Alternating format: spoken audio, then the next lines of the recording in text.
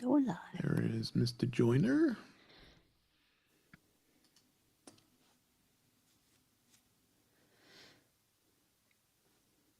And there is Mr. Bolden. Hey, hello, Chuck. Good evening. Good evening. Hello. Oh, Good I'm evening. exhausted. I had to be downtown today, and it took me almost an hour and 45 minutes to get home. Wow. And I had to leave at 4 o'clock because I was stuck. Lucky me.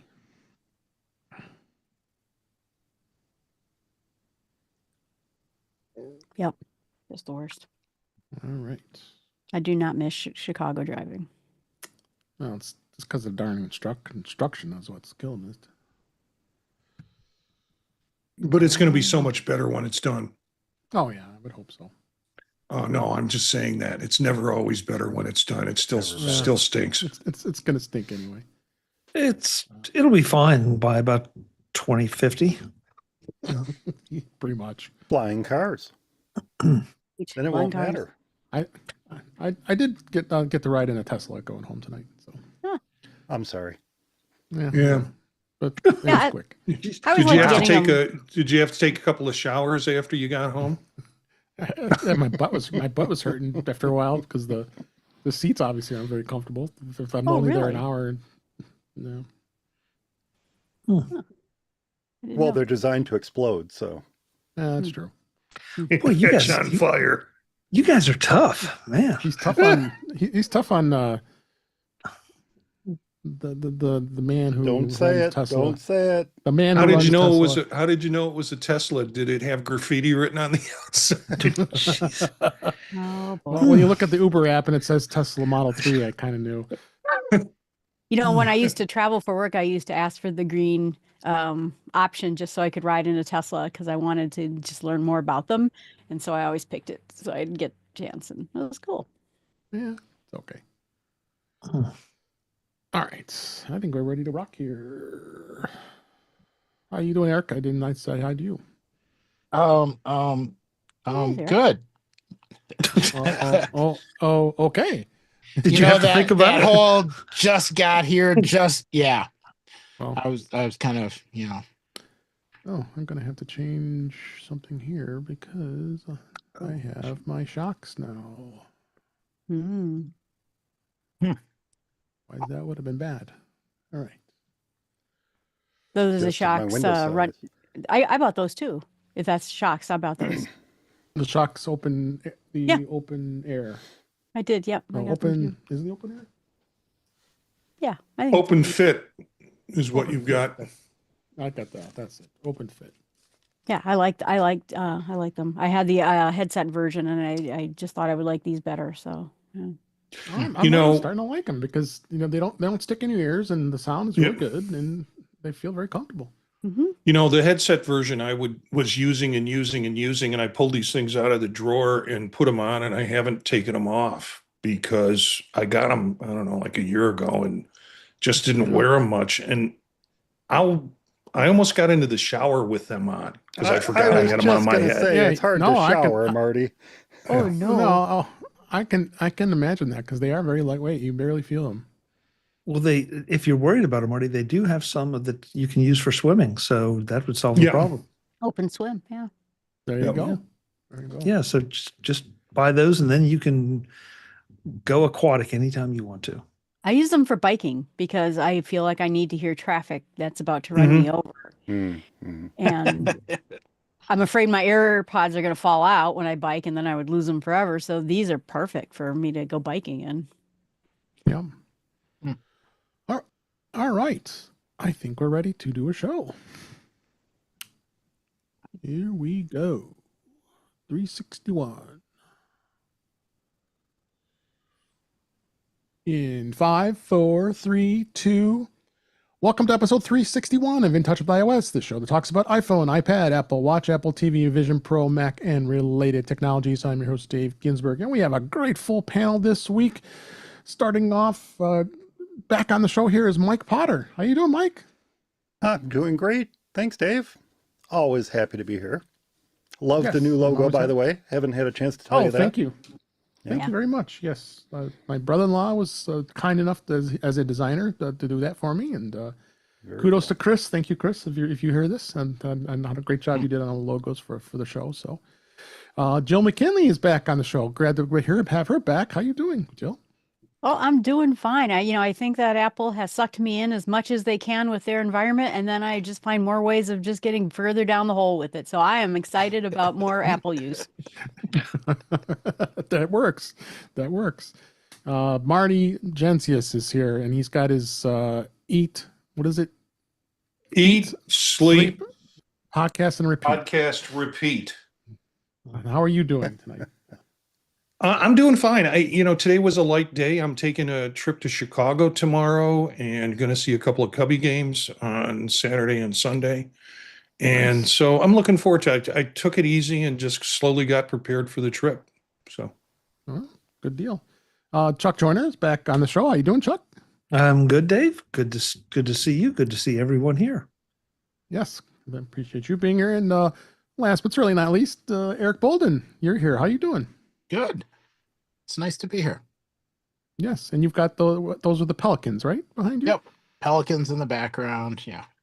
Oh, go. yeah. And I'm recovering from a long journey back from downtown Chicago for work today. So I got here just in time just to make sure we were doing the show tonight. So glad that We all of send us you are our here. best We can- wishes. Yes, pre-show. I'm recovering. Just made it.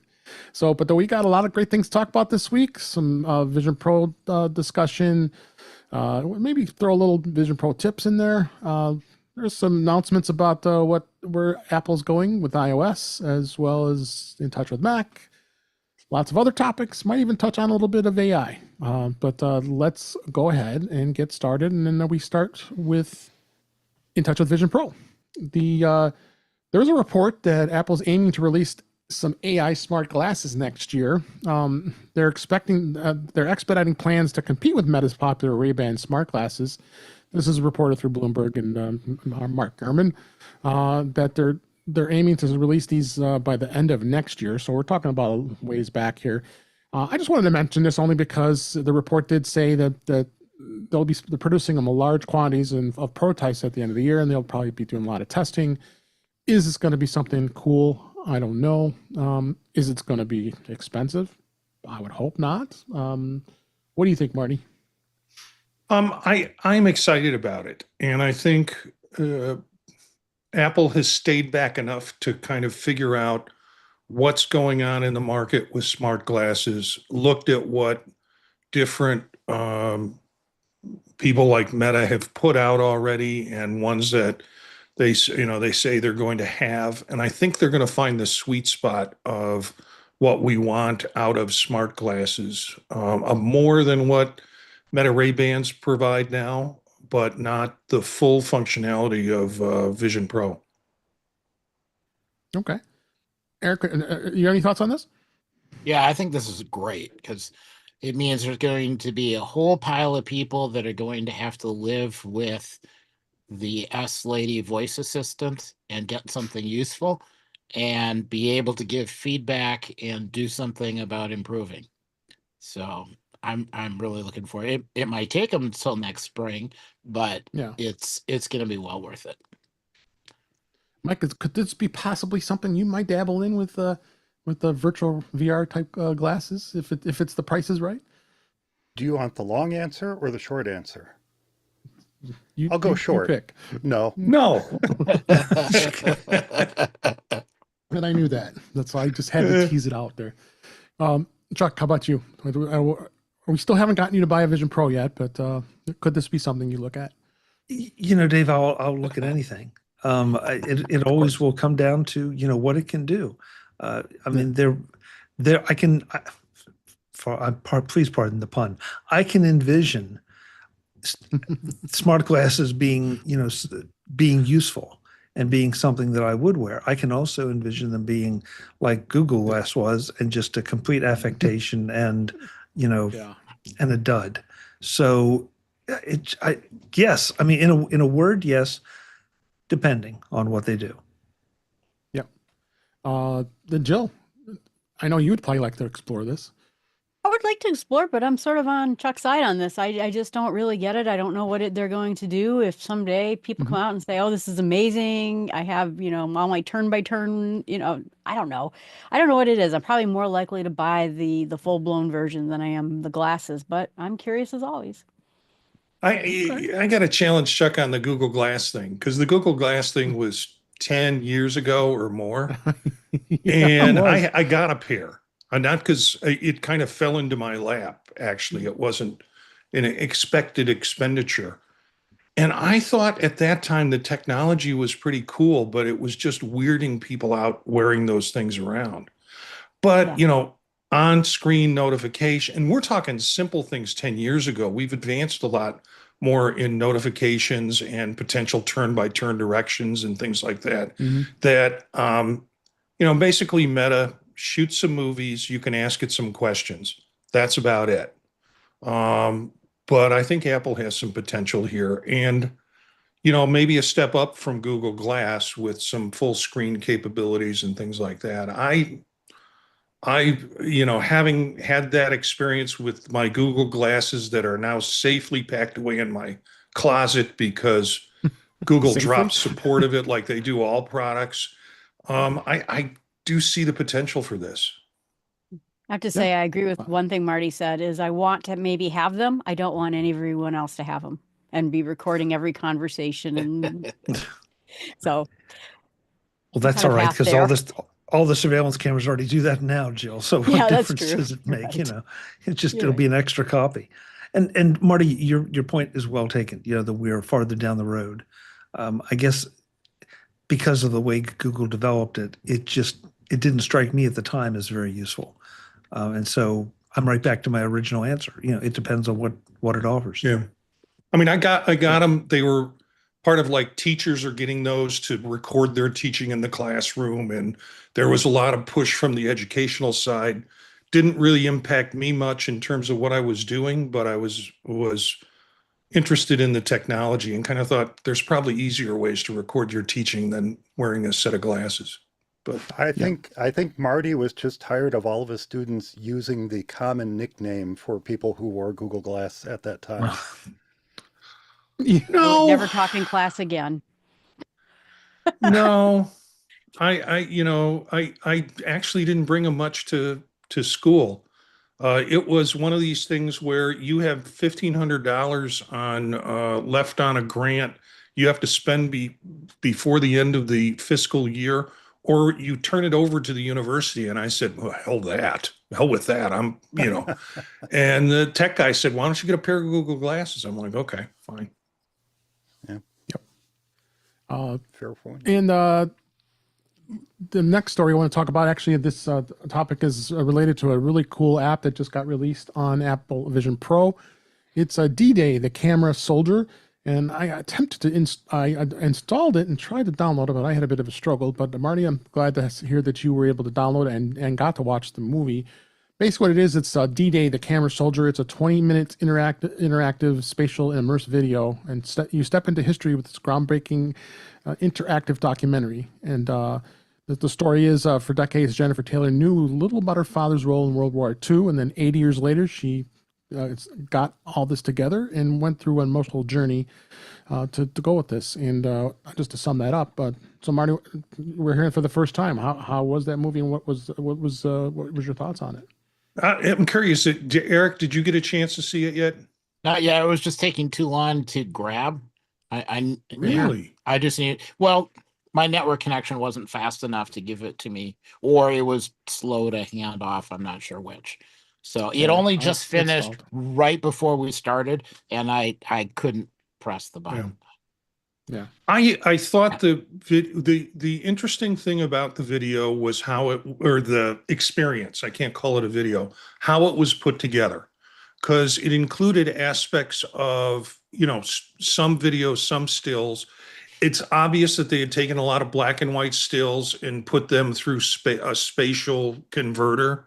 So you had these three-dimensional pictures of her dad and other scenes that kind of added to the context of it.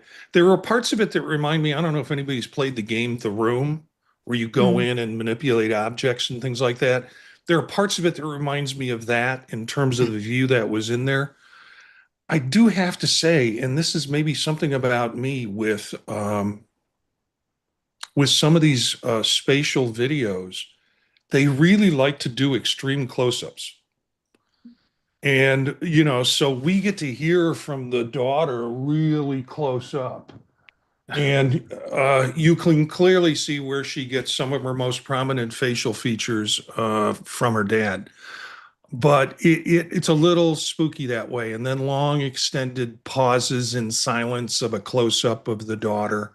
There was almost a little too much daughter in it and not enough story in it about D-Day. But it certainly showed a different way of using and only being able to use it in this kind of spatial system to be able to tell stories in a completely different from the other ones that we've seen in terms of immersion experiences.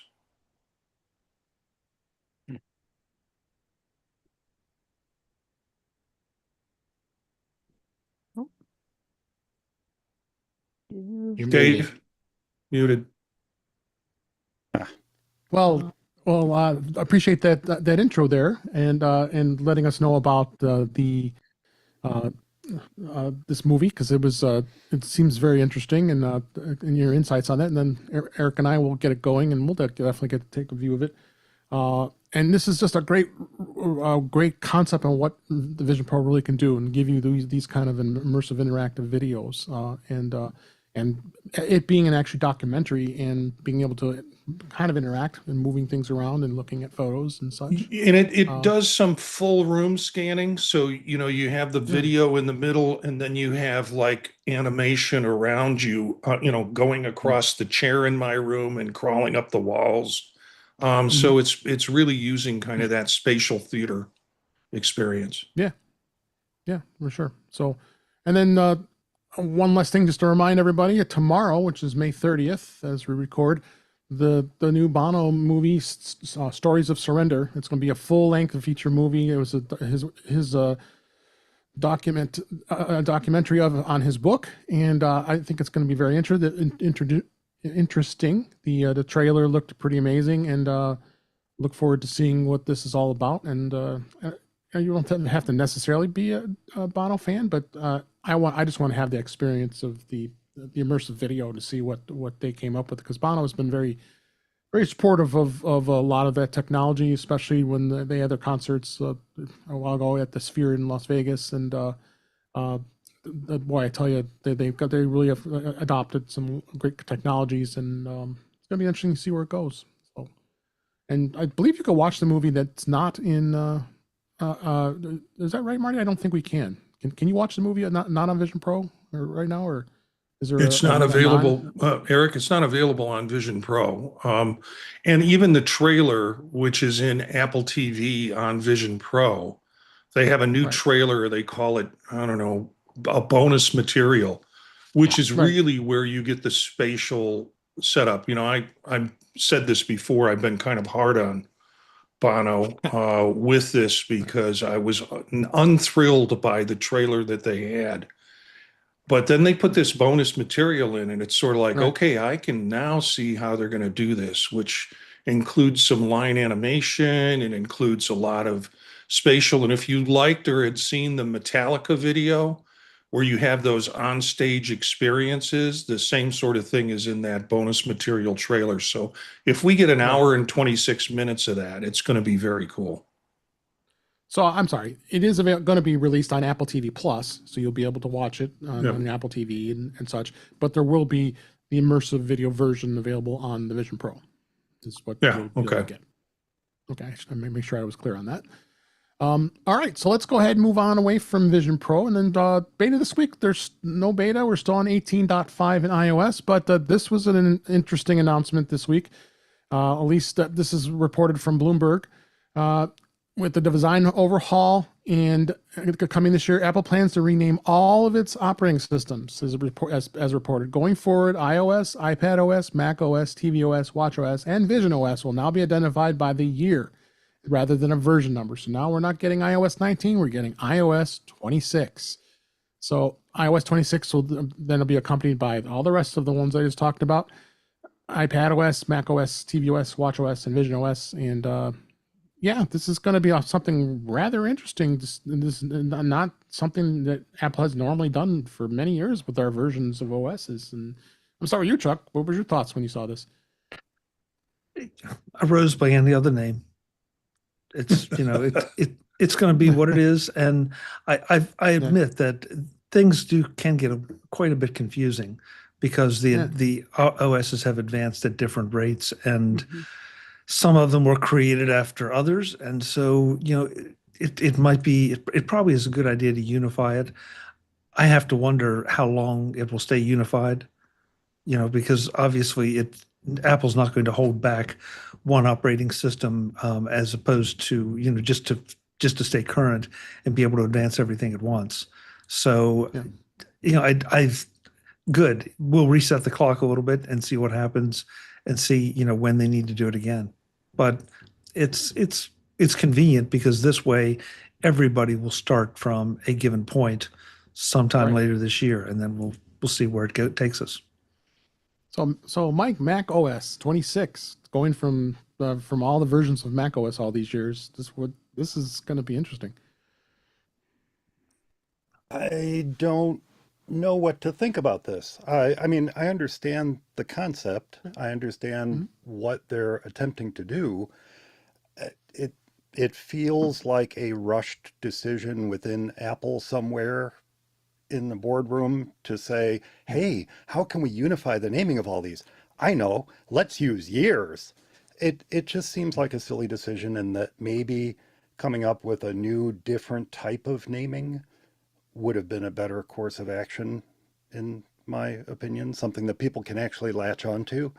I feel as if there's going to be, assuming this is true, right? It's a rumor. It's a rumor. It might be from Bloomberg, and look, we're getting really close to WWDC, so it's probably true. But they could have come up with a better way to do this, I think. I feel as if there's going to be some confusion amongst users when they see this iOS 26 or macOS 26 versus the next expected number. Or Apple is just really, really excited for Microsoft to change its numbering scheme, because every time Apple changes its numbering scheme, Microsoft follows behind them. So just wait for Windows 26. That's my prediction for next year. I'll believe it when I see Windows 9. I'm still waiting on Windows 9. That's right. Well, remember Microsoft jumped to Windows 10 and they said this is going to be the last version of Windows ever, version 10. And it just so happened to coincide to Apple's Mac Every OS Windows for a 10. Windows user feels like the last Windows version ever. It does, doesn't it? Yeah. Oh God, I wish it would be the last version. Yeah. Well, Windows 8 was my last version, so. Like was said, it is what it is. What are we going to do? We can complain about it. We can debate about it, but it doesn't really matter. It's what Apple's going to do. So whether it's the right decision or wrong decision, this is what we're going to have, and we're going to like it.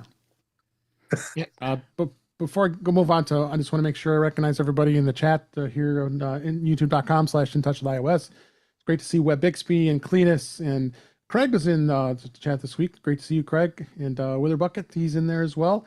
And one comment I like to see, what Bixby says, how will the updates be named? If it's going to be iOS 26, it's going to be iOS 26.1? Oh, well, that's probably how I would imagine would happen. What do you guys think? Well, I was going to say that I got hired by Microsoft at Windows 95, which I was a big fan of naming it after the years, because then you knew, if someone asked me, they said, which phone do we have and which iOS do we have? And I'm like, I don't know, one's 18 and one's 14. I don't know.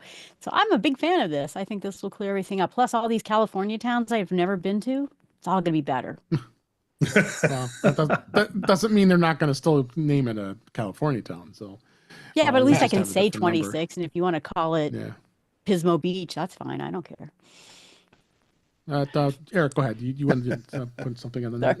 Well, I figure it's either a massive distraction so that nobody talks about intelligence, and instead you talk about, next year, or it's a really good idea because now there's so many different objects, and if they come out with new speakers and wall panels and all the rest of it, Mhm.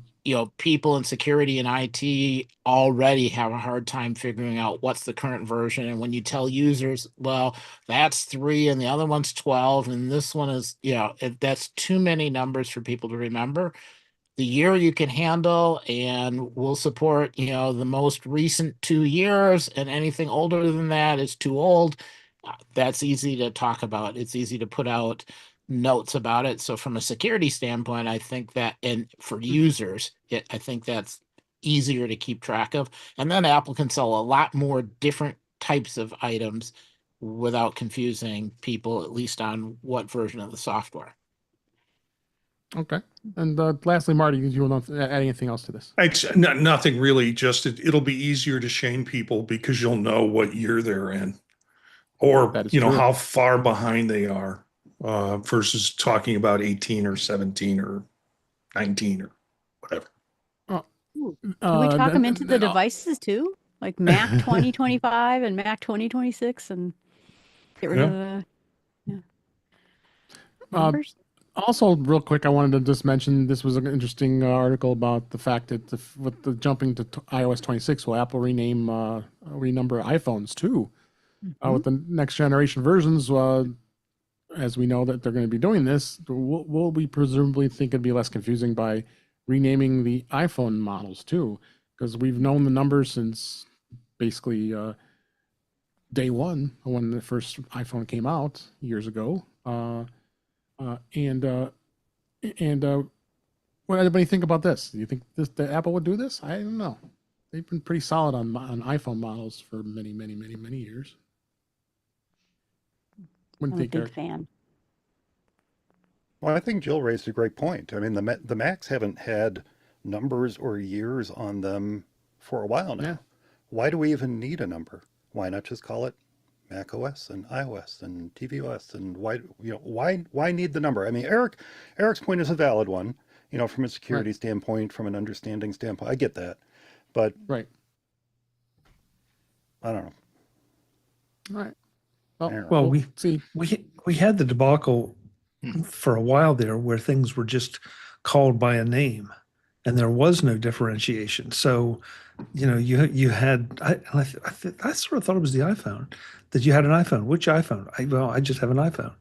This year's iPhone is this year's iPhone, and next year's iPhone is called iPhone. You got to put some kind of differentiation on, whether it's a number, a letter, a year, right? Yeah, a California town, Jill. But there has to be some way to tell them apart. I mean, I guess they do put a year on the Macs. It's just a silent year. Yeah, it's a silent. I want years on everything. I want right. iPhone 25. I want iOS 25. I want Mac 25. I want all years all the time. I want fins. Fins. I want fins on my Mac. That's what I want. All right. That'd be awesome. Thank you, Elvis. Yes, thank you. So let's move on to a little bit of In Touch with the Mac this week. A couple things I found here. The Shortcuts creator now debuted a Sky, an AI helper that understands everything on your Mac's screen. This was the creators of the Shortcuts, the app that was acquired by Apple and deeply integrated into iOS and macOS today. They unveiled this latest project. Sky is going to provide an AI helper that can assist you with everything that you can do on your Mac. Sky is designed to float unobtrusively over what you're doing, and so AI is just a click away, understands what's on your Mac screen, and is able to take actions using the apps that you have installed. It's able to help answering questions, writing, planning, coding, and much more, and it can be customized to your prompts. So Sky will know what apps are open, what you're doing, and what actions are possible based on that information. It's going to have built-in integrations like with calendars, messages, notes, Safari, Finder, Mail, and screenshots. So this is interesting to see. Mac Stories' Federico Vitucci was able to test it because it is not out available just yet. It's going to be set to come out in the summer, and you can sign up on the waiting list.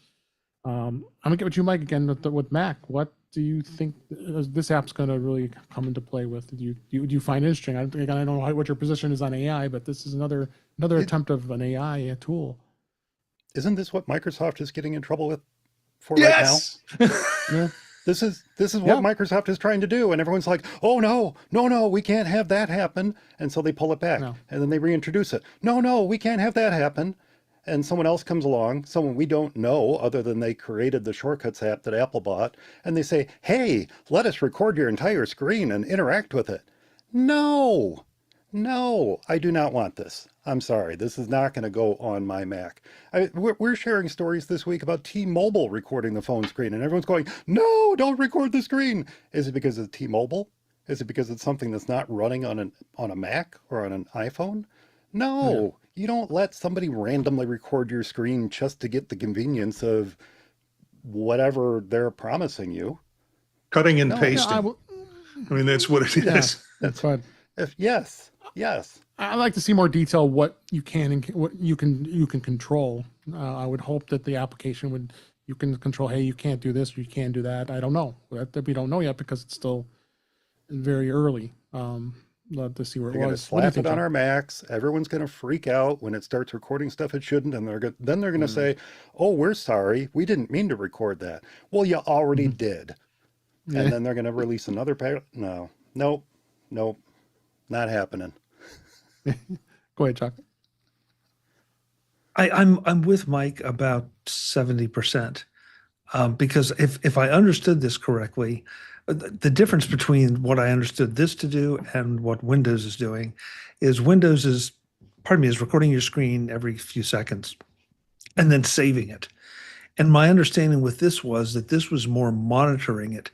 And I want to be careful not to have anybody misinterpret this, but that's kind of what Text Expander does. It's monitoring what I type, and then if it sees something that it needs to act on or I want it to act on, it does it.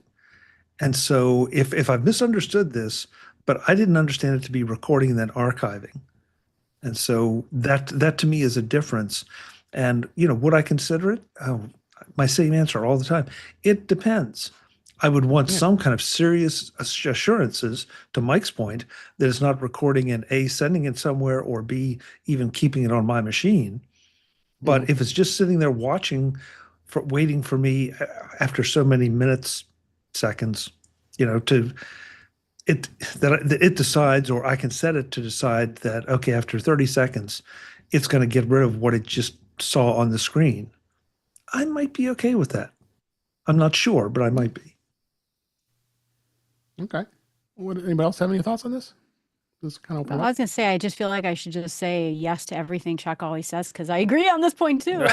I'm kind of interested in it, and not even so much for me, but I don't know about you, but you probably support a lot of people in your lives who aren't as good at computers as you are. And as long as there's assurances, there's security built into it, I'm excited about it. I think I've seen similar things for enterprise software where it's not exactly AI, but it has like hover points. It creates hover points that the IT team creates. Hey, would you like a document about this area you're working on? And it helps people greatly. An AI version would be great. And if I see that it looks secure, I'm going to be in on that. Not for me, but I think for other people in my life. Okay. Marty, you want to add anything? Yeah, I think happy to see this, at least see the video. It's not out yet. I'm hoping that because they could show us the video that it exists more than Apple's last attempt to show us functionality between apps. So I don't mind it in that sense. I guess I would hope that you could use a local model instead of having to send it out to somebody else. I'm kind of, I'm open to seeing it working so that progress can be made. I'm really curious to see what version of this kind of inter-application communication Apple comes up with, and how they handle privacy and how that adjusts. And can you exclude certain apps, or are password fields automatically turned off? I think this is sort of a preview into something we might get in the future. And it gives us an opportunity to express concerns early so that we don't see it in the operating system later. So I'm happy to see it. Okay. Yeah. Anybody else, Marty? You want? Go ahead. Yeah. I want you to timestamp this moment, May 29th, 8:32 p.m. Eastern time, because Mike Potter and I agree on AI probably for the first time. Somebody brought this to the Old Mac Gang podcast last night and put it in and said, let's talk about this. And I kind of went nuts thinking of the Microsoft debacle and thought, we don't know what the parameters are. We're all wishing for some way in which we have all these controls that we can put on it, but we have no assurance that's what's going. That it, right now looks like a keylogger in a lot of ways, and so for that reason, I'm skeptical of it. Will I sign up to test it? Of course I will. Because I want to find out what's going on with it, but it just seems a little too much in my stuff. So yeah. Okay. All right. Let's go ahead and move on here. This one's kind of interesting. It's kind of real quick here. It's this tiny Macintosh replica actually works. It's meet the Pico Mac Nano, a super tiny yet functional Macintosh replica created by 1-Bit Rainbow, a website that sells parts for vintage Apple products. It's inside the miniature. It's a 3D printed Macintosh 128K case in a small Raspberry Pi Pico microcontroller, along with a 2-inch LCD screen. The replica actually is usable. It runs on an emulated version of the classic Mac operating system and has a USB keyboard and mouse support included with the USB splitter cable. They're selling it. It shows that they're selling this for 56 euro, I think that is. But it's gone out of stock, of course, because everybody's all crazed about it. But you can create one yourself if you wanted to, if you have a 3D printer, and it's available freely on GitHub. Now, what do you guys think of this? It's kind of interesting. I don't even know if I would want to be able to try using that with that tiny screen. Well, I think you missed the point, Dave. It's not to try to understand what's on the tiny screen. It's the fact that you can run it on that tiny screen. Mm-hmm. Yeah, that's the cool thing. Now, this was really, really a fascinating project. One of the things that interested me the most was the work he put into making this tiny little screen that he found work. It turns out that it was designed only for vertical operation. So he had to figure out how to rotate the frame buffer in order to get the screen to display properly within his tiny little Mac. I loved the story behind it. In fact, I went to this site a couple days ago explicitly to buy one. I wanted one of these things, and not only I wanted the collector's edition. Have you seen the collector's edition? It comes with a replica box that mimics the original Mac box. And he even 3D printed the foam packing to go around the Mac inside the box. This is an amazing project. Now, I did go back there again because it said it was out of stock. And the reason it says out of stock is because he's trying to figure out how to ramp up production after Forbes talked about this. Because people like me are like, I want to buy this. So right now you can't buy it, but as soon as you can, I think I'm going to be plunking down my Apple Card to get one, because this is a pretty cool project. I love it. Let's go ahead. I'm feeling so much better about my purchasing decisions in the past. I just, I've got a rubber one that I can stick my watch in, and it looks like I have a clock on it. It's kind of nice. I have really big fingers, and I think if I bought this and I tried to show it to people, y'all might be excited about it, but the general people that are in my family will look at it and go, "Oh, that's really neat," and then try and keep sharp objects away from me. Only 78 pounds. It's only 78 pounds, Marty. That's not bad. Not bad. And you get me to buy things all the time, so yeah. But I'm feeling I'm feeling better about my purchases because this I don't think is in my rainbow. Yeah. I don't think I probably will get it either. Eric, I'm Jill? glad everybody has a hobby. It's a good story. The story is great. I'm just glad he has a hobby. If I could get it to fit on a keychain. Hmm. Yeah, well, there's that. I'm going to get 2 and put 1 in each glasses and then say that I now have the smart glasses. No, just get a necklace and you can kind of hang it around your neck. Yeah. Wait a Maybe minute. That's what Johnny Ive and what's his name want to do. Right. Maybe I can hang 2 from my rearview mirror in my car. Somehow that Mm. just feels.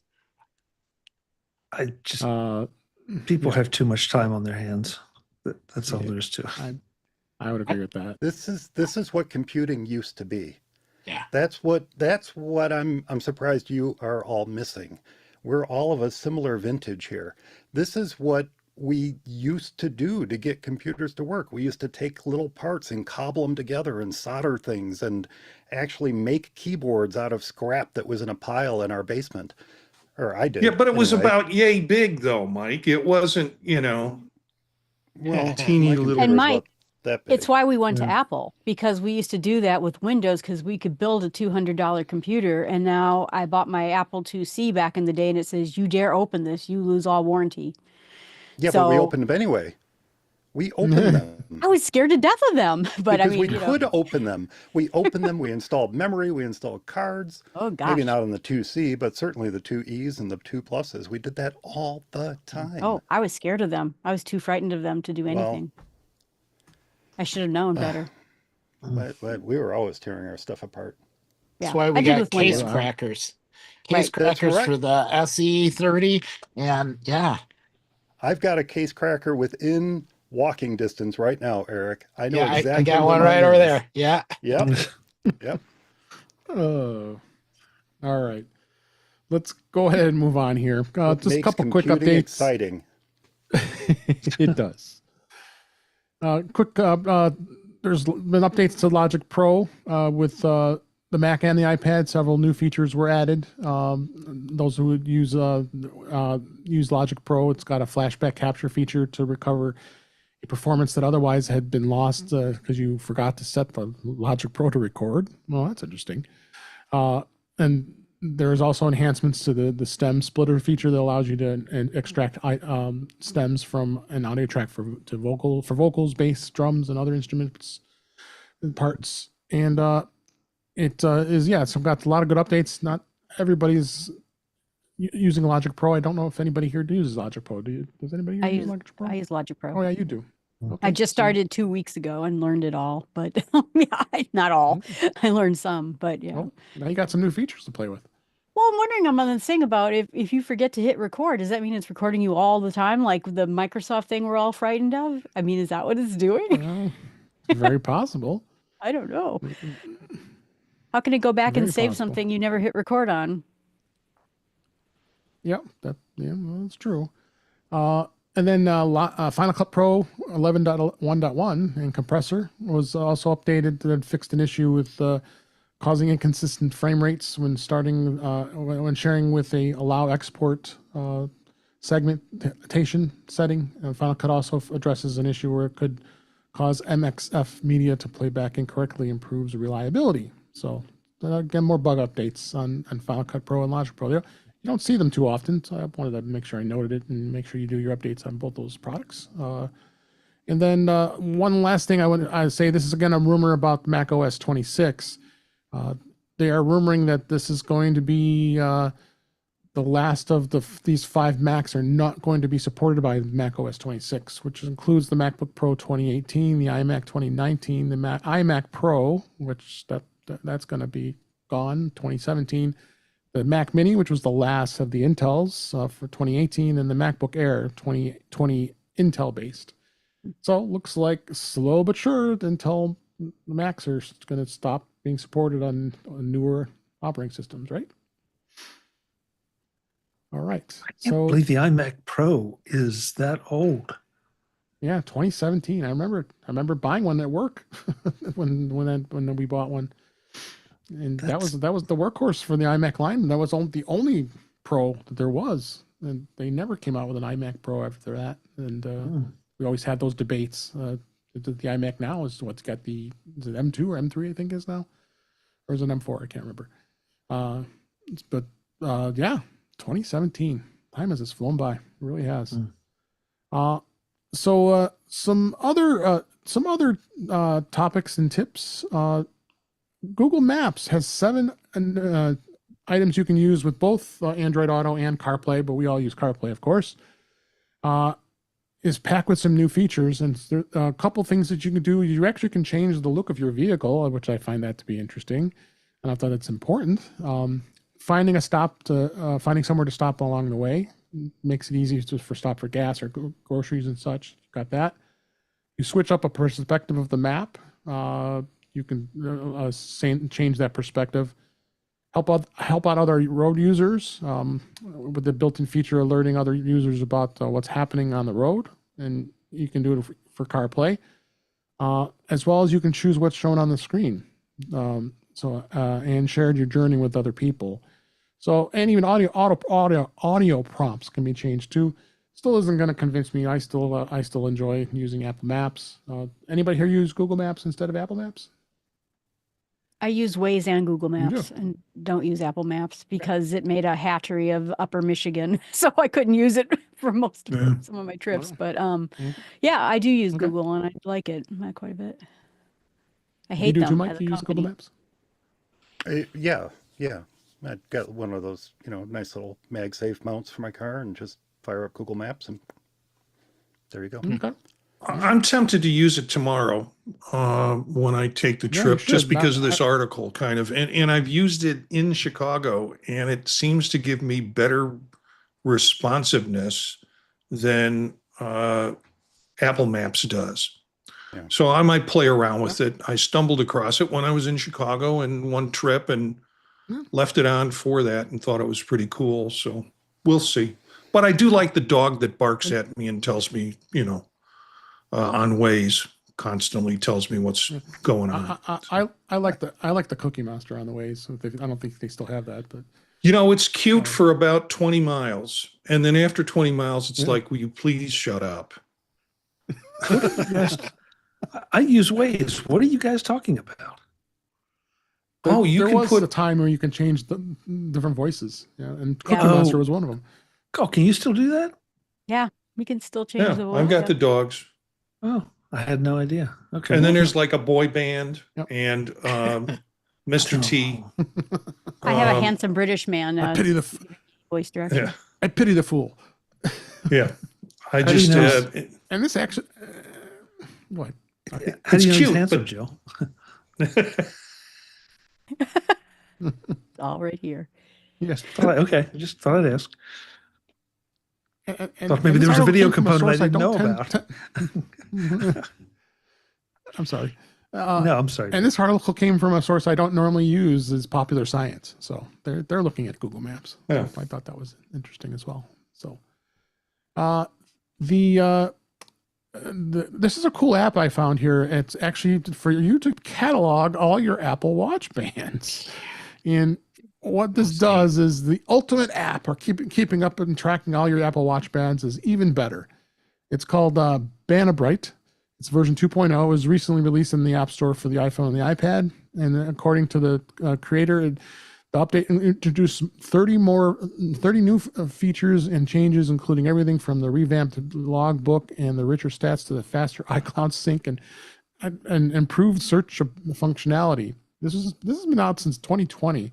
And just gives you comprehensive information about every official Apple Watch band that was ever released. More than 840 bands organized by style, color, and release date.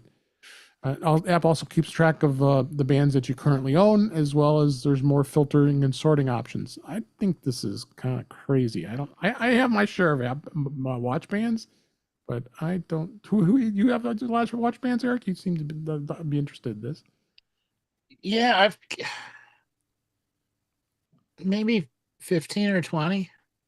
But I have lots of duplicates. It's not 840. No, but what my problem is, I'll get a band that I really, really like, And so I want one that is exactly the same or functionally equivalent. Like the current band I have right now has like a blaze orange little strap section, and I didn't even realize you can get it in like a gray or a black version where it's not a blaze orange strap that stands out. So yeah, I'm gonna go look for the band that doesn't have blaze orange on it and replace this because I really like the band and it's finally wearing out. So I was happy with that. And that's an official Apple band? Yep. Okay. Anybody else find this interesting? Or I don't know if I would catalog. I have a lot of bands, but a lot of them are third party. A good chunk of them are third party. So that would. As Jill said, it's nice that people have hobbies. Yeah. I want to know what bands I have. I pull out the drawer that all the bands are in, and which one do I feel like wearing today? Yep. Yep. What color? What goes with my shirt? Well, my latest is the Pride band that just came out, so I've been watching That is an Oh, you awesome got it too. band. I There you love go. that. Yeah, I love that band. Yeah. You know, I had never seen more bands in a single collection than when I visited my co-host Eric and his family. It was amazing. And what he brought out was this storage bag designed just to keep your Apple Watch bands. And I thought that is genius. What an amazing idea. Yeah. You get this bag and it's got the little elastic bands in it. You can keep all your watch bands in it. And he told me he found it on Amazon. And I, dutifully, when I got home, I found it on Amazon and I stuck it in my cart. And I said, wait a minute, 48 watch bands. I have like 15. Why do I need this thing? And Aspirational, Mike, aspirational. aspirational. It's been sitting in my. Yeah. I just looked. It's still in my Amazon cart. It's been there for 4 years. Thinking that how you click save for later. You've been able to you purchase know. everything around it since then. That's fun. No, you don't know. You click save for later. Don't you Save for guys later. have like 200 things in your Amazon? Oh, save cart? for later. Save for later. Yeah, it's in the yeah. save for later in the cart. So Yeah, I can remember someday I might get that thing. It's been in there for 4 years, and I've been watching the price go up and the price. Go I bet down you and go back up and- the five of us could all chip in like 5 bands, and then you'd have enough to fill it up Probably. because that would Then I be could fill it up. 25 more bands, and to add to your 15, and then that will have a purpose for you. I have all the girl Oh, bands, man. so it won't work. And Girl it's bands not. are It awesome. will hold whatever bands you put in it, I'd assume. Yeah. Yeah, no, it will. Yeah, it's got the little, Anyway. I love coming on Yeah. the show because I learned about features for things that I had no idea existed. I mean, I there's a save for later. I did not know that because I usually I pick it out, I target it, I buy it, and move on. No, you put it in save for later, and when it goes on sale, it tells you. Boom. Yes. Yep. That's right. Oh, That's right. okay. My All right, save I for learned- later I've renamed to be stuff people didn't get me for Christmas. No, that's a wish list. That's a wish list. Yeah. So, all right, let's go ahead and move on. I got one thing I wanted to talk about with Chat GPT and In Touch with AI, kind of a new feature I wanted to have on the show here. I've been doing, I did a number of training sessions at work this week on Copilot. And so I'm in an AI mode lately, doing presentations and answering questions for everybody about Copilot. And I found this article to be interesting because someone brought this up in one of our chats at work. Being polite to Chat GPT is pointless, new research shows. Research now shows that says that using phrases like please and thank you to ChatGPT has a small impact on quality, contradicting previous studies. In brief, the new research argues that saying please to AI chatbots doesn't improve their responses. It contradicts earlier studies.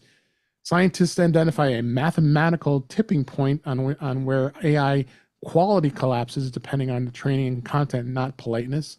Despite the findings, many users continue to be polite to AI as a culture habit, but others strategically use polite approaches to manipulate those responses. But now there's a new study saying that being polite is not only a waste of time, it's a waste of computing resources. It's also pointless. And the article went on to saying, giving a lot of hardcore data about this, and I kind of agreed with that. It is kind of pointless, but the point of the matter is the fact that it's saying that it's sucking up computing power. So does that mean that means all the server farms and data that's being pushed through all the ChatGPT servers is wasting electricity and wasting resources? What do you think, Mike? Oh, it's wasting massive amounts You're of muted. resources. Absolutely. And that probably is the key takeaway from the article. To simply study it and say, saying thank you is pointless. And I love the way you said pointless. It's pointless. But Pointless. as we said multiple times, everyone's got a hobby. But the key takeaway, as I said, is yes, it's wasting resources because we're asking this compute farm to respond, to process and respond to our gratitude for the answer it gave us to our prompt. So, yeah, we probably don't have to do it, but there is also a certain sense of satisfaction that you get when the AI responds in kind and says, "You're very welcome. I'm glad I could help. Let me know if there's anything else you need help with." Well, sure, I don't mind wasting those computer resources because it made me feel good about myself. Oh, Okay, that I'm last going to part was a disagree joke, with you. but Yeah, I'm going to disagree with you on that. I think this, let's knock off all the, what we have learned, what your mother taught you, was be nice, to people. And to me, it anthropomorphizes the whole experience of working with an AI. I don't know how to be rude. Well, maybe with the exception of Chuck. I don't know how to I don't know how to be rude. It just is not in my nature. So to just cut off even the niceness is difficult for me to do when I'm interacting with other people, or in this case, an AI, So it's like, hey, that was great, except can you help me with this time? I guess I could drop off with cut off that was great because it would save some energy. But that's just not the nature of way I interact with people, and in this case, artificial intelligence. well, I want to second that real quick because that is a really, really great second takeaway. Because as we interact more and more with these faceless computers, and if we fail to respond with kindness, how quickly do we then turn on our fellow human beings and dispense with the niceties as well? So I think keeping up the practice of being polite and being kind, whether it's a device or whether it's another human, is an important thing for us to maintain that humanity. Yeah, and when they become sentient beings, they're going to come for the unpolite people first. Yeah, they are. There is that cartoon where it shows armies of robots with guns, and it says, "Oh, not him. He was nice to me." But I did read two articles about it, and one they were saying, like, I taught my kids to always say please and thank you, and I want them to be polite. And then the other counterpoint was, I don't want to humanize this. I don't want them thinking this is a person.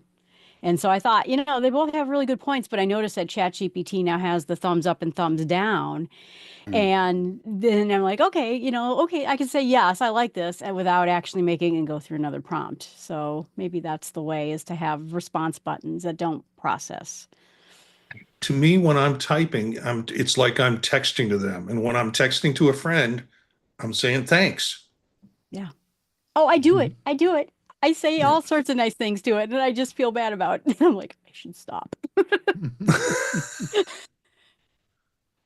Well, I'll add two things to the conversation. The first one is that, okay, so this is a study that contradicts prior studies. What time is it? And we can measure the amount of time between now and when the next study will come out that contradicts this study. And so, and sort of along the lines of Marty, there was another story going around this week about how a chatbot was threatened with termination, and it decided to blackmail the programmers. And so I figure this is an investment in kindness, and my safety and security, that I don't want a chatbot taking out its aggressions on me. To Jill's point. Yeah. Yeah. So. Yeah. anything else to add on this? Would you like to play a game? Oh, no. Reminds me of, what No. was it, M65 in Star Trek, where they were going to unplug it and it Marty got overheard it. them. And yeah. I got it. Yeah, just Or- watch the latest Cruisapalooza. Yeah. Go see the latest, or don't. Actually, I would say don't. Open the pod to Yeah. bay doors. Yeah. It's not Yes. gonna happen. Sorry, Dave, I can't Not do now, that. Dave. I can't. Mike, you do that so well. You really, that's good. He does. Yeah. And you would ask you would ask the S lady all the time to do that, and then she would get mad. Mhm. Anyway, this is 15 years ago. It's actually yesterday as we record. Wow. First gen iPads rolled out to the world. The most revolutionary advanced technology and a magical and revolutionary device at an unbelievable price. I don't know about that. So customers across Europe, Asia quickly queued up to buy the iPad when the international launch date happened. Then Apple's original tablet finally arrived. There was such a gap between during that time and the U.S. launch that was in early April, and the international debut was like a month later.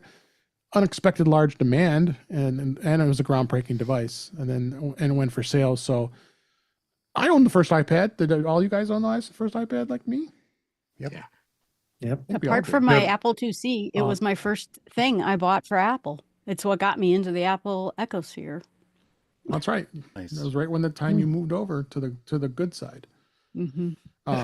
So yeah, that's incredible. It was groundbreaking. It was a great iPad. And then the second gen iPad came out, and that one lasted for a good long time before, and continued on when they came out with the next generations after that. So I think it was running iOS 5 if I remember correctly. So it was a long time ago. What OS that was running. So yep, that's our history lesson for today when it comes to Apple here. So, and then let's jump into some of the news stories this week before we wrap up. The Apple Invite Snap. I don't think I've even looked at this app since it came out a while back.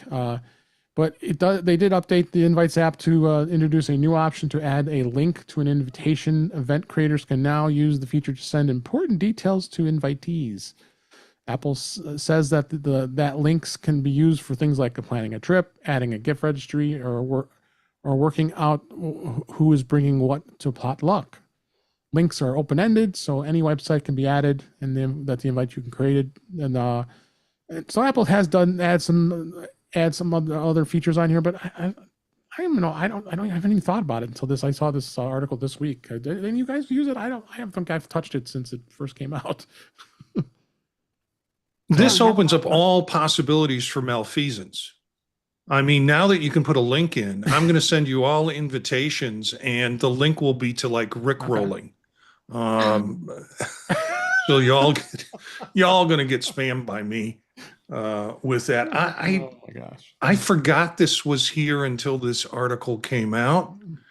And I'm afraid it's going to go the direction that Clips did. Apple makes these little pet projects of apps, and then they go away. They die. You don't see them anymore. Yep. You So, can look at it that way. That's or all I you got. can Really. Oh, go ahead. Yeah, well, you can look at it that way, Marty, and I think there's some truth to it. But you can also look at it as, once again, Apple's testing the water a little bit to see, what works, what doesn't. Sometimes, I find myself this way. Clips was a good example. I thought, oh, Clips is going to be great, Yeah. and then I kind of forgot about it because I thought it was cool, but I really didn't have a use for it. So I liked the idea of it, but didn't fit what I needed. And I feel like this may be another one of those. And of course, we could all be wrong, and we're just not the kind of people that other people invite to parties, and so we don't get any invitations. So, Or we're always the invitee and never That the could be. inviters. That might be. yeah, We never host could be. parties. yeah. So Yeah. All right. Let's go on and talk a little bit about self-service repair. That had been a hot topic, and now Apple has launched a self-service repair for the iPad. They announced that yesterday as I record, that their self-service repair program has been expanded to the iPad lineup for the very first time. Program will include providing iPad owners with manuals, genuine Apple parts, Apple diagnostics troubleshooting sessions, tools, rental toolkits to conduct their own repairs. Support the iPad Air M2 and later, the iPad Pro M4, iPad Mini A17 Pro, iPad A16, and starting the next day, it was going to for displays, batteries, cameras, and charging port repairs. We know Apple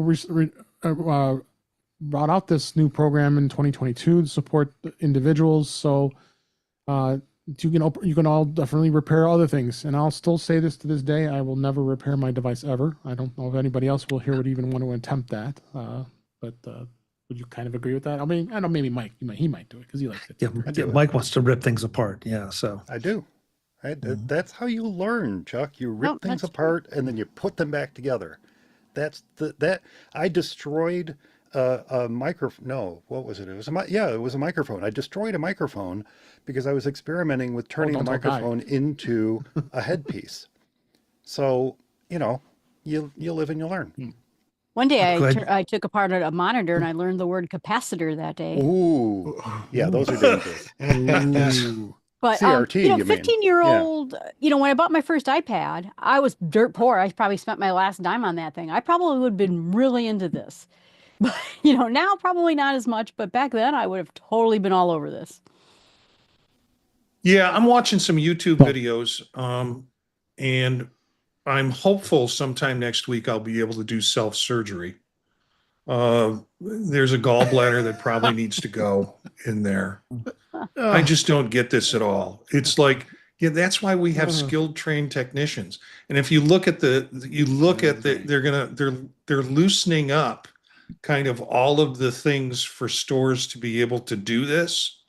To me, it just seems like it's going to lead to a lot of bad repairs that'll wind up at the Apple Genius Bar. Right. Yeah. Yep. It's really not that hard. And then you go back. It's not that hard. With the right equipment, it's not hard. Yeah. And that's what I think about surgery. Expanded. But that's the point of Apple's self-repair program, is to provide the right equipment. Now, I love the fact that Apple does this. I kind of know that they somewhat felt forced into doing this because they didn't really want to. So it always kind of bemused me that, or at least in the early days of their self-service repair program, that it kind of felt like malicious compliance. They'd send you this Mack truck worth of equipment and you had to figure out what all this equipment does, how it worked, how you had to put your phone in and pull off the screen, all this kind of stuff. I don't know if that's still the case, but it always kind of made me smile when I saw these stories and showed what they shipped to people in order to fix their, little 6-inch phone. But back in the day, I think it's great that they do this. Yeah, I do too. I mean, back in the day, this is what kept me away from Apple, is that I could build my own Windows machine. I could build my own computer. I could make it, I could repair everything that I needed to repair. And I couldn't do any of that with Apple. And so then I just thought, I can't afford, maybe I could afford to buy an Apple device. I can't afford to keep, if something went wrong with it and so like I said, Jill in 2014, I think I probably would do this, I would learn. Yeah. 2010, the iPad. I mean, not to derail this conversation too much, but the Macs back then were very easy to take apart. I mean, the elegance of being able to open a Mac where the screen was held on by magnets was amazing. Yeah. When they switched to the glued on screens, that's what made it much more difficult to repair, but you could still repair them. You could replace an SSD, you could replace a hard drive, you could replace an optical drive, you could add memory to them. So back then, as much as it looked like Macs were not repairable, they were very repairable. Now they're basically toasters.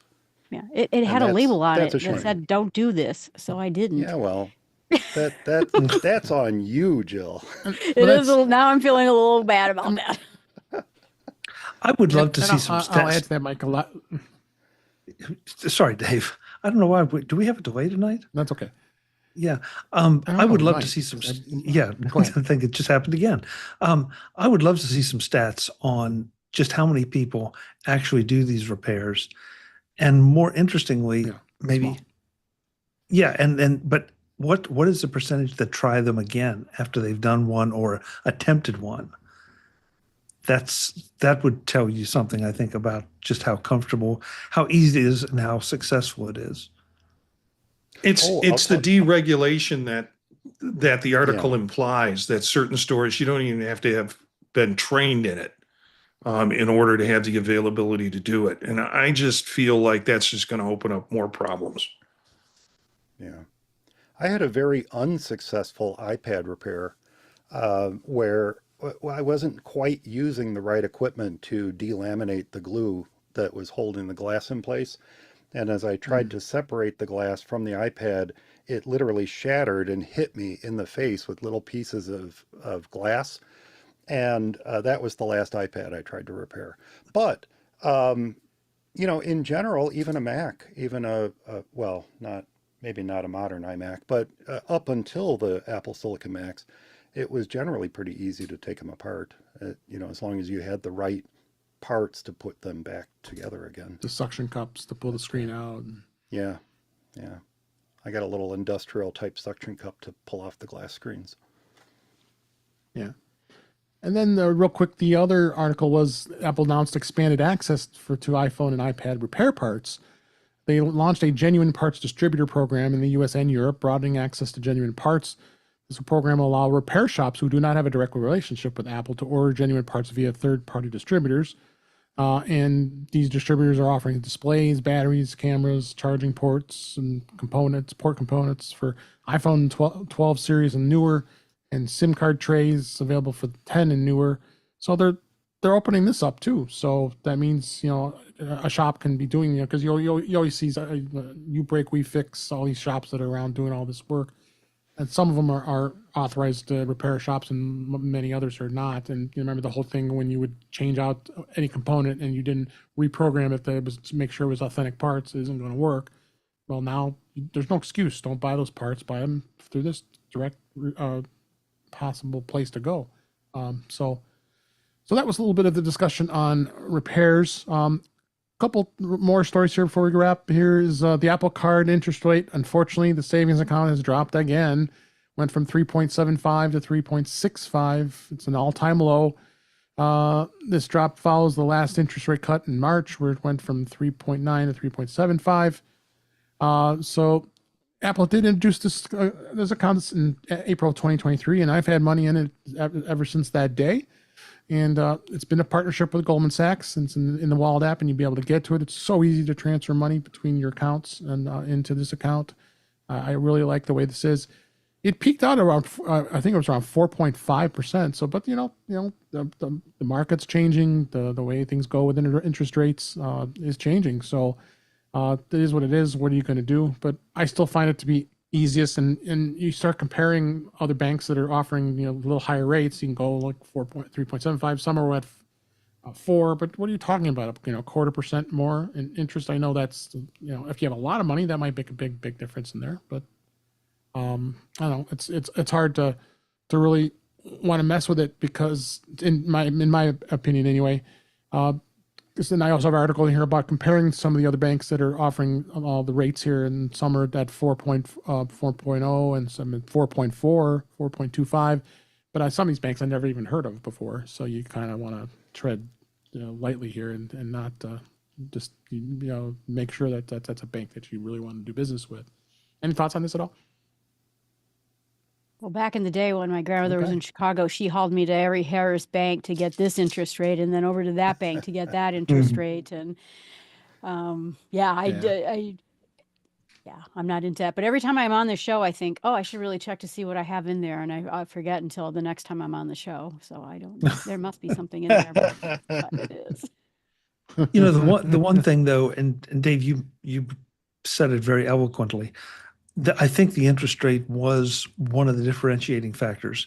Now it's dropped down to sort of the middle of the pack where a lot of the other mainstream banks are, not the high yield savings accounts, but the regular. So Now it's a matter of convenience, and the ability, first of all, the ability to have a set time when your bill comes due so that you can pay it.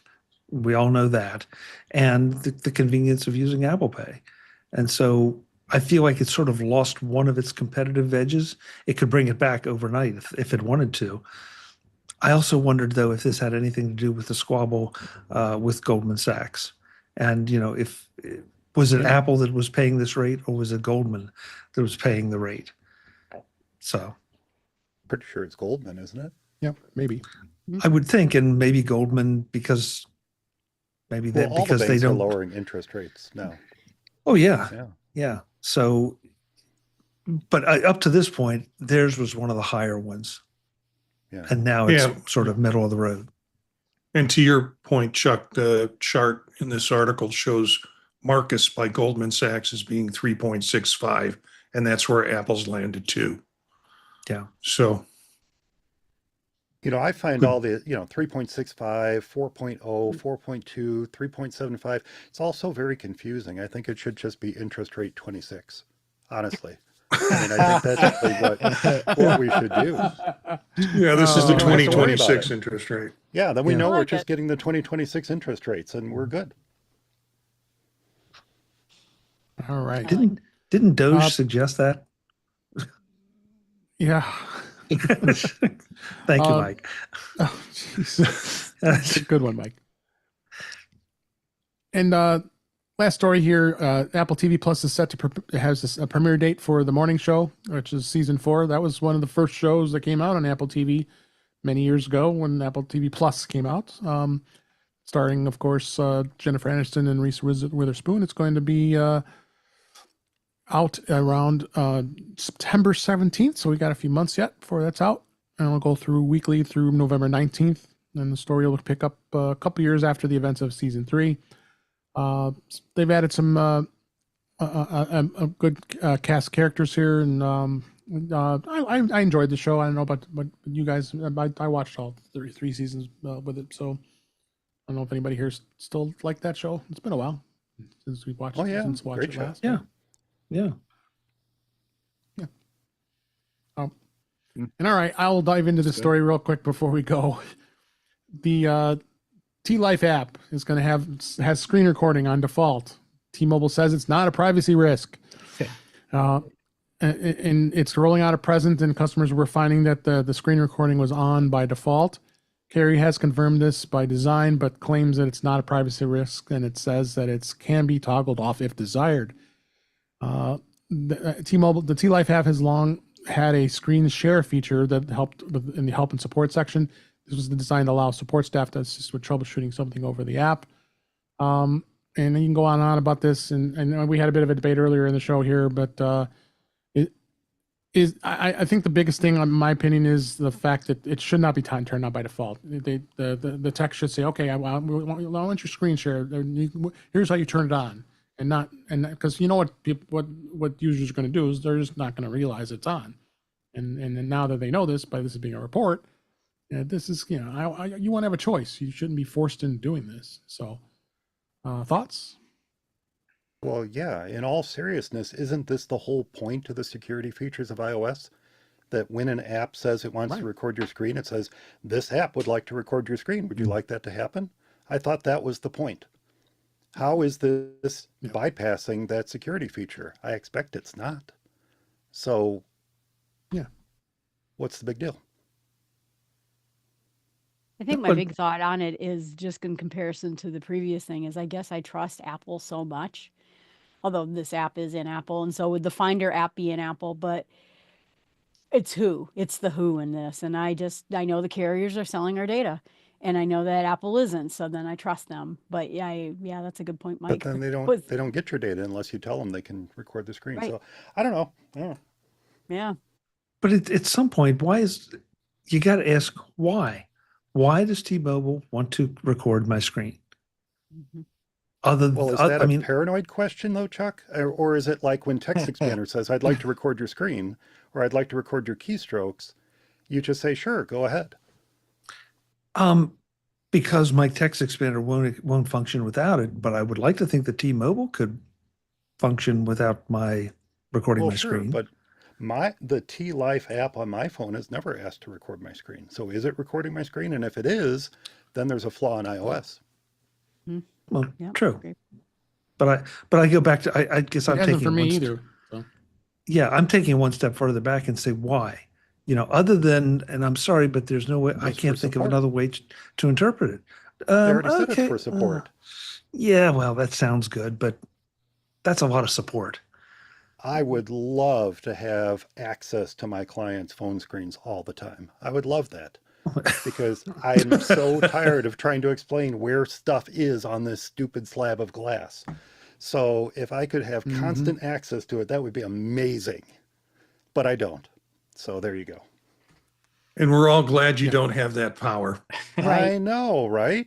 yes. So, we are. I mean, we are. I understand from a support perspective if they need to be able to interact with people who are having trouble with their app and say, hey, turn on this feature so we can see your screen. Sure, that's a great feature. But within the context of their app, if the app is not running, it shouldn't be recording your screen. So, Or if you what gave is permission happening? or Right. denied permission. Yeah. Or denied permission. Exactly. Exactly. I Well, kind of I don't wonder know, it if seems like there's it's back kind to of the been corporate. blown out of proportion here. I kind of wonder if there's some sort of user agreement when you sign up for T-Mobile in the super fine print in one of their month updates that says check this box, and it says, oh yeah, and we're for help with support, we're going to record your screen, and that's how they're asking for it, is instead of having it be a little more overt. But I always? think it's well, it's convenient for the support person. I just think it's a bad idea. Yeah. I'll just go back just to wrap this up. In the corporate world, you use applications to connect to people's machines and be able to share their screens and be able to help them and assist them with that. There's a mandatory with information security that you cannot go into someone's machine without their permission. Plain and simple. And that's a big security risk by allowing that to happen. Now, Apple Absolutely. for years was always a difficult doing it, especially with remote access, the remote access client, because you could open it up and just you can pop in anytime you want. And when that was set up, that was bad. But Apple's done a better job with that as far as remote support. So that's a good thing. All right, before we go, let's talk about MacStock, and of course, the person here that is the organizer and leader of MacStock is here, and we want to hear what's new with MacStock. And again, it's July 11th, 12th, 13th in Crystal Lake, Illinois, at this great place, the Holiday Inn, and it has a great place to hang out. But tell us, Mike, what's the latest? Oh gosh. Well, I was looking at everyone who's on the show tonight, and everyone's been at MacStock, and I don't know if it's more valuable to hear from me or if it is to hear from Eric, because or from Jill or from Marty or from Chuck, because you're the folks who are there, you're the folks who enjoy it and have a great time every year. So I'd absolutely love to hear what you have to say. But we've got a lot of fantastic stuff planned for the weekend. I mean, not only do we have the 6 workshops and we've got the 10, standard sessions over 3 days of MacStock this year, we're also going to have Mac Geek Gab recording an episode of their podcast live Saturday night. And our premier sponsor, our partner this year, Ecamm, is going to be hosting not only Ecamm Studios all weekend long, where you can learn about their software and talk to people who are directly involved with, helping people get the most out of it. But all that said, they're also going to be hosting a dessert party on Friday. So you want to make sure you get there Friday night so that you can take part in that as well. No, seriously, it's going to just be a fantastic weekend. So many great workshops, so many great sessions. I'm not even sure I could list them all, but I think the one thing that everyone's going to walk away with is a ton of new friends. I mean, you walk away with knowledge, you walk away with new experiences, but you also walk away with new friends. And I think that's probably one of the best things about MacStock, in my opinion. But what do you guys think? I think it's great. I mean, I started going just recently, a couple years ago, Yeah, and I've met so many people. In fact, someone messaged me on LinkedIn and said, "Oh, I saw you're speaking again. I can't wait." And I thought, "Wow, this is so cool." I that's was so Oh, amazing. Yeah, and I've learned I learned so much that I walk away with lists of go check out this, go check out that, go check out this other thing that it's just been and it's all practical. It's the things that I would actually do. But like you said, the people I've met, I mean, and including all of you, it's just great. And you guys too. Yeah. It's become All right. So, a oh, go ahead. special event for me every year now. And I've been going for quite a few years. I've been there for quite a few years, and it is just an incredible connection with friends and people and new people who come that, from my conversations with them, feel very welcomed and also feel connected to Macstock itself. So it is very much something that it's like the middle of the year vacation for me. It's the holiday for me in the middle of the year. And like Jill said, I mean, when I started going to Macstock, it was like cha-ching, cha-ching. Everybody would give a report, or everybody would give us, a presentation on some new technology or new software, and it would be on my device before the weekend was over. So you pick up a lot, and it's a good community to do it with. Yeah. Yeah, I'll throw in too. I mean, it's a tie as far as I'm concerned between the presentations and the learning, regardless of who's presenting. Even Allison, I learned things, and you know, but it's also the people. It's also the much discussed hallway track, and it's the dinners and the breakfasts and the evenings at the bar, just hanging out and talking to people. And Marty, I hadn't really thought of it exactly that way, but I am going to start thinking about it that way. It is like a mini vacation because you are so focused on everything there and the people there that you forget about all the day-to-day stuff that's going on in your life. And that's always a bit of a relief. Yeah.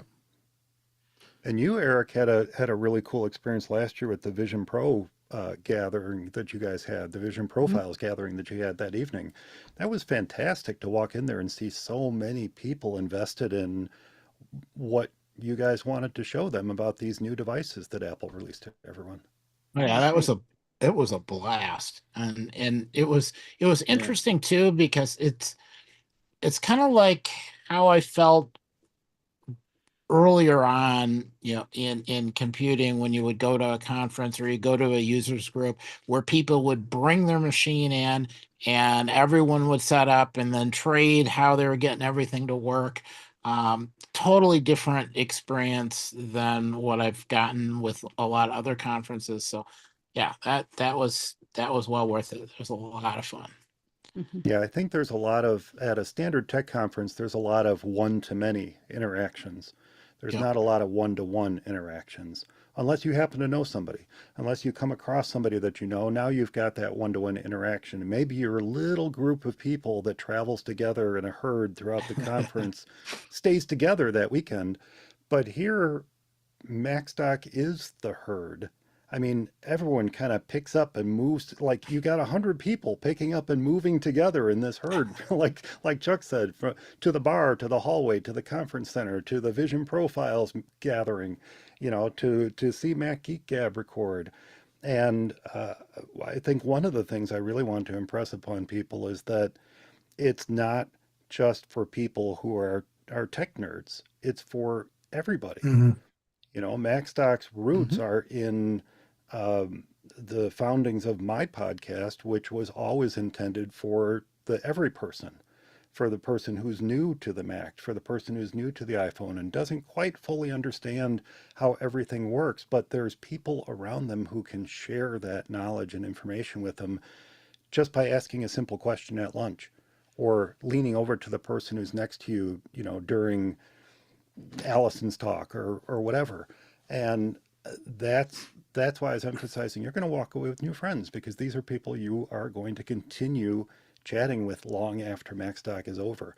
And I absolutely love that Jill got that LinkedIn communication, because that's just amazing to have someone say, "Oh, I'm so excited to see you talking again at MacStock." And that's kind of been Jill's thing. She came to MacStock as a new attendee, but as a new speaker as well. And now, what are we, 3 years in, Jill?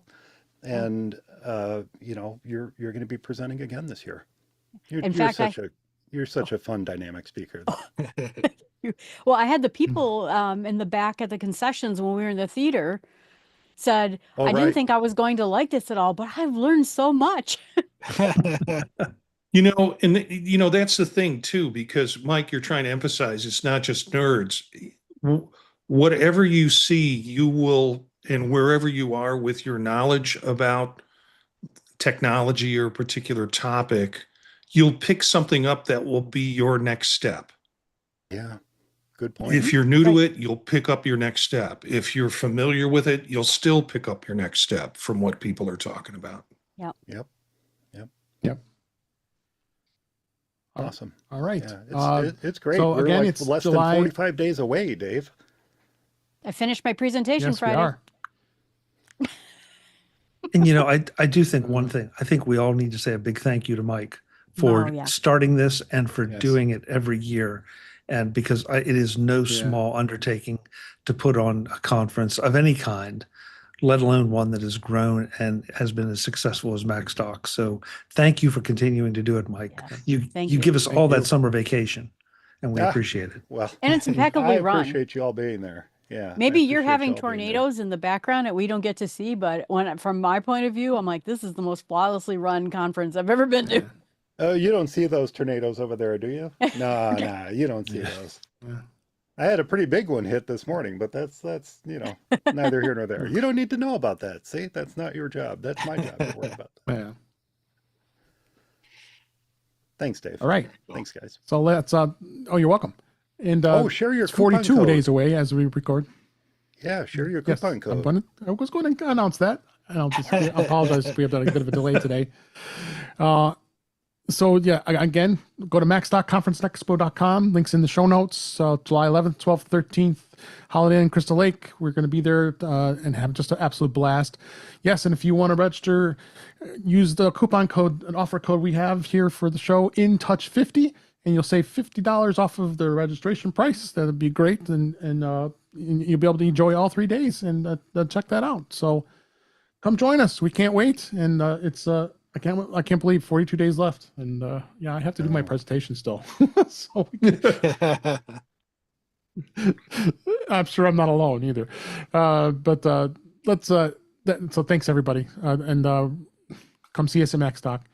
So with that, let's go ahead and wrap up for this week. That's a wrap for this week. Please send your comments, questions, suggestions to our email address, which is feedback@intouchwithios.com. You can follow us on Blue Sky and Mastodon at In Touch with iOS. Support the show by buying me a coffee at intouchwithios.com/coffee. We would really appreciate it.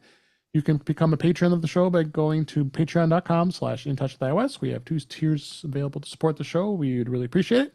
Make sure you like, share, and subscribe and you're notified when we're live streaming, which is Thursday nights, 8 p.m. Eastern, 5 p.m. Pacific, on our YouTube channel, which is youtube.com/intouchwithios. We had a great crowd here tonight. I think we almost had 10 people in the chat here today, 9 right now. So Thank you, Cletus, for being here with your bucket. Webb, I think we saw Brian F. for a brief time, and probably a couple lurkers there as well. But you can join us live in the chat and hang out with us. It's a lot of fun. So thanks for being here. And we also will have all of the live streams left there to go ahead and watch again later, as well as you can listen to past shows right there on YouTube. You can go to In Touch with iOS magazine on Flipboard, where many of the topics are flipped into that magazine. There's links in our show notes. You can listen and subscribe to the show on your favorite podcaster, which includes Pocket Cast, Overcast, Apple Podcasts, and many others. But better yet, go to our website, which is intouchwithios.com, and you can go there for all the links to way to listen to us are right there on that website. I am Dave Ginsburg. You can find me on Blue Sky and Mastodon at DaveG65. We missed you, Jeff. We missed Jeff Gamet this week, but I know he'll be back next week for sure. Hopefully, God willing, but he'll be here. We missed you, buddy. Mike Potter, thank you for being here. Where can people find you?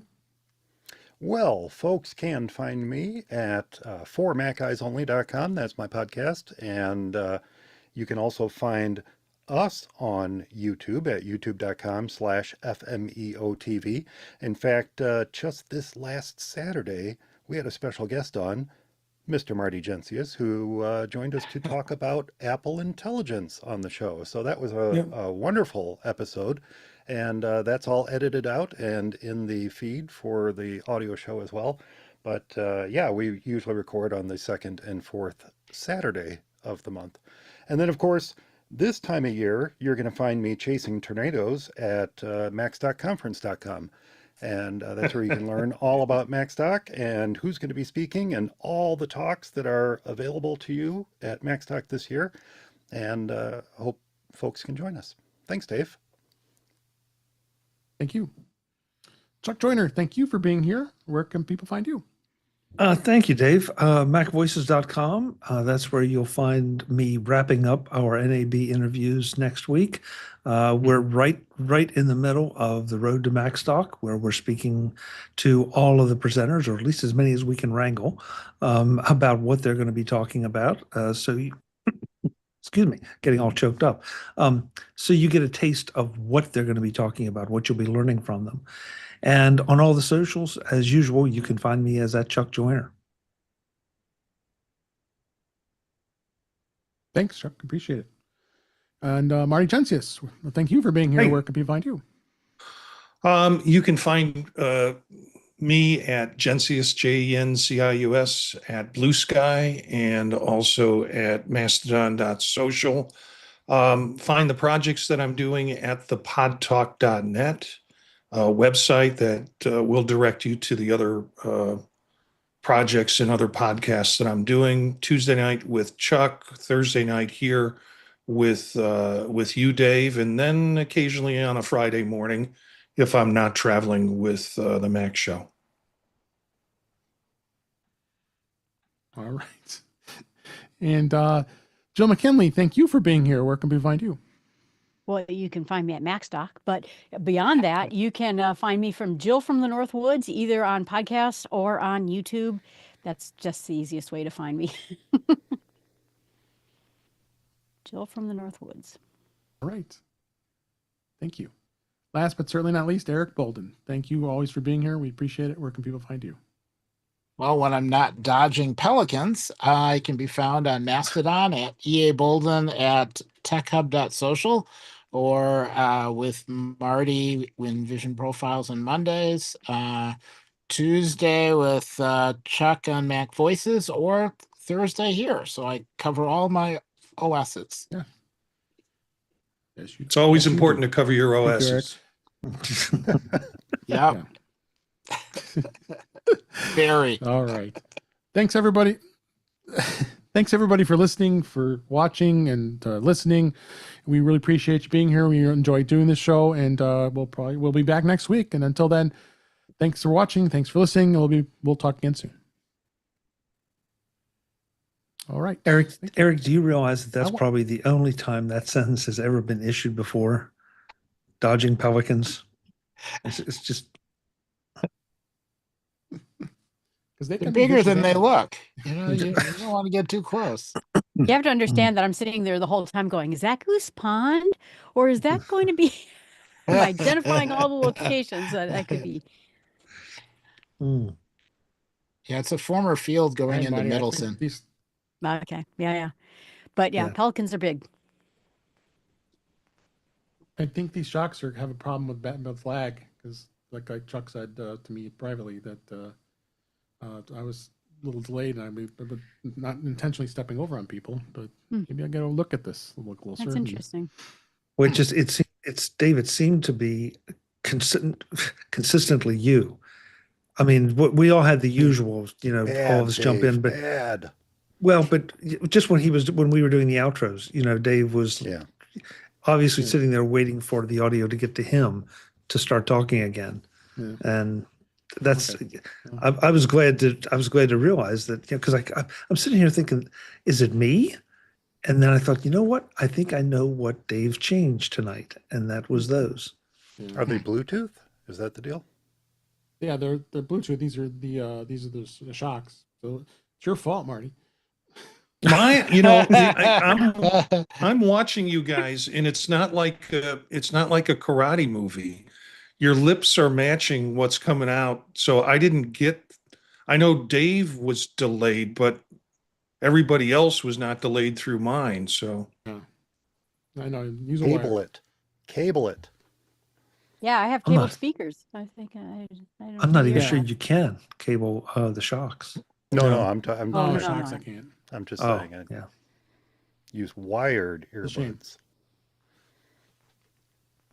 AirPods are the Yeah, worst. 'cause I when always you have start the talking- worst trouble with AirPods.